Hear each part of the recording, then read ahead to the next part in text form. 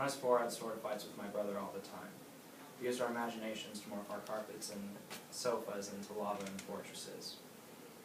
We did this because we both really loved watching Lord of the Rings. We always stayed up past our bedtime to watch them over and over again. Just like any children's movie you'd find, your little brother or sister would watch it hundreds of times to the point where it just annoys you so much. But I think the two main reasons of why I liked Lord of the Rings so much was due to the location of it and also the actors that they chose to portray the characters. Tolkien was the author of all the books, and Peter Jackson was the director of the movie, so both of them worked together to make this amazing trilogy. First I'll talk about locations.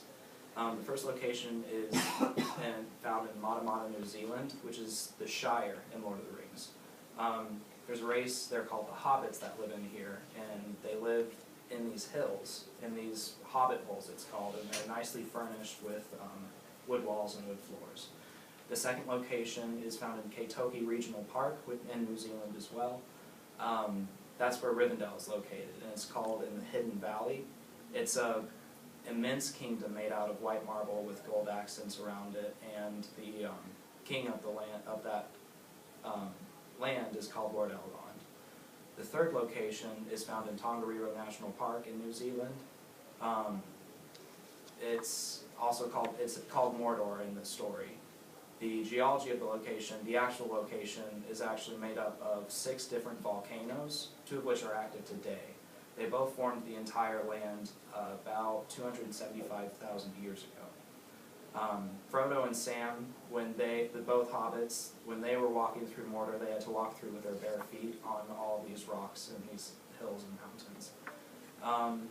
The second part of what makes this trilogy amazing is the actors, 2 of which are my favorite: Orlando Bloom, who portrays Legolas, and Viggo Mortensen, who portrays Aragorn. The first point in the Fellowship, there was an orc army that stormed the group, and Peter Jackson had hired on a professional knife thrower to play in the battle scene. And he was an orc, so he threw the knife at Aragorn, and he was told to miss it, but he mistook his aim. So actually he threw it at Aragorn's face. So when Viggo Mortensen was acting, he didn't deflect it. He deflected it with the sword, but if he didn't deflect it, he may have died or may have been seriously injured. The second time is found in the second movie. I believe it's called The Twin Towers. Viggo Mortensen is tracking an orc army, and he sees an iron helmet on the floor, and he decides to kick it, and that's part of the movie. He's supposed to. And he didn't know it was an entirely helmet. It was a helmet made entirely of iron. So he ended up breaking 3 of his toes. Orlando Bloom, who played Legolas, that very same day had fallen off his horse and broke 3 of his ribs.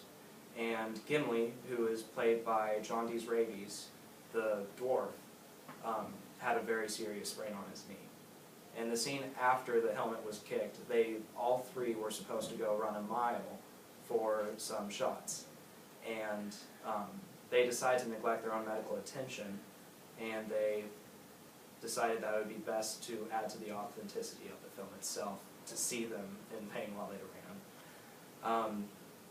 That being said, both of those aspects make Lord of the Rings just an amazing trilogy. And if you want to see amazing features of lands, and if you want to see authentic acting, you don't have to travel to New Zealand or go to Broadway. You can actually watch you can do all of those things in the comfort of your own home by just turning on your TV and watching Lord of the Rings.